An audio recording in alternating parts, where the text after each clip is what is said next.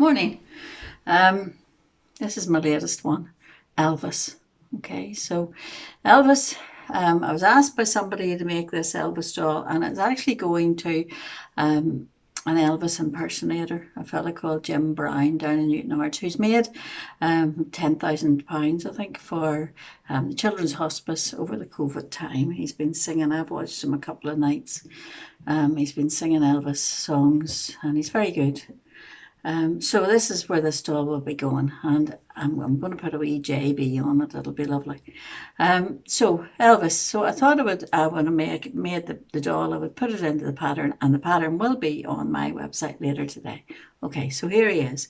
Okay, so had a look at all the Elvis pictures, and I couldn't sort of work out which one I wanted to make because he has lots of looks. There's just sort of the black leather look when he was maybe a bit younger, but this is when he got into his jumpsuits. Okay, so there's particular jumpsuits. I actually spoke to a lady that I'm very friendly with called Anna, who she was the person who gave me advice about Elvis. She's an Elvis fan. All right, so this is his jumpsuit. Now, it doesn't do Elvis's costumes.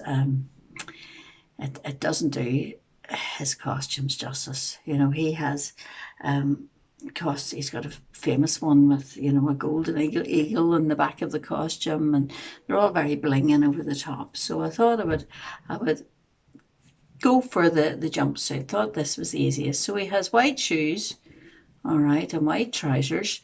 And then he has a jacket, and it's showing his chest.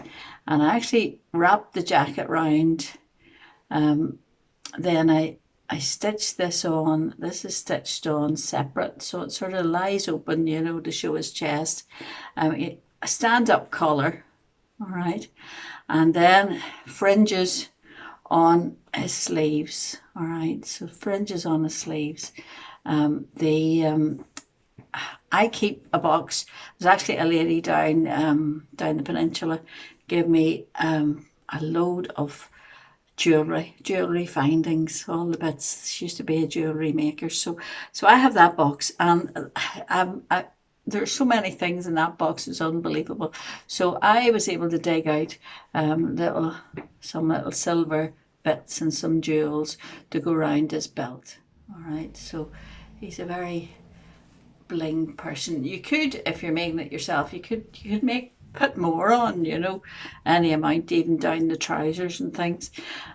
So he has his belt, and they're all stitched on with silver thread, but you could stitch them on with grey embroidery thread. But remember, you know, make sure they're stitched on, because health and safety reasons, you don't want a child to choke on any of the pieces that you stitch on.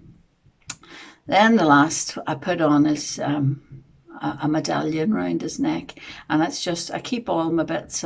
You know, if you come across any chains or anything that's broken, you know, I keep all those for this sort of thing. And this came out of the jewellery box. I thought it just suited.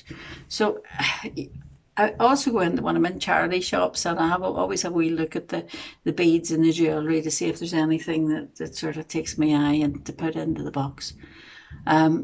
He has his microphone in his hand. You could put it on with, I just stitched the microphone on, the handheld microphone with a twisted cord. But you could put that on with a pop fastener so that it comes off and on, you know, but I just stitched it on. So he has his microphone. Elvis has a sort of a wonky smile. So when I was doing his face, I gave him a wonky smile. Sideburns, you know, black hair. And when I made the hair piece, I gave him a sort of, you know, kind of hard to see here, but I gave him a sort of a side shade, and I stitched up some yarn over the top. I don't know whether you can see it, to make it look more like an Elvis. So there he is. There's Elvis, and pattern will be on sale later today. This one's going to a fella called Jim Brown. Well done, Jim. Jim Brown is an Elvis impersonator, and he has made £10,000, I believe, for the Children's Hospice. So this is where this stall will be going. There you go, Elvis.